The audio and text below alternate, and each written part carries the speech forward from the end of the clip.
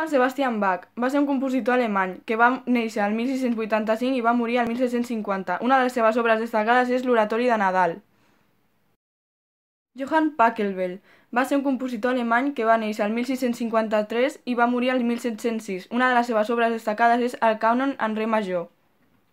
Claudio Monteverdi va ser un compositor italià que va néixer el 1567 i va morir el 1643. Una de les seves obres destacades és l'Arianna. Antonio Vivaldi va ser un compositor italià que va néixer el 1678 i va morir el 1741. Una de les seves obres destacades són Les quatre estacions.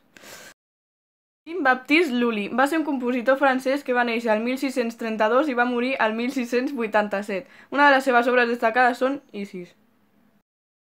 Marc Charpentier, compositor francès, va néixer el 1643 i va morir el 1704.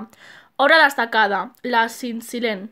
Jean, compositor francès, va néixer el 1683 i va morir el 1764. Obra destacada, Dardanus. George Handel va ser un compositor anglès.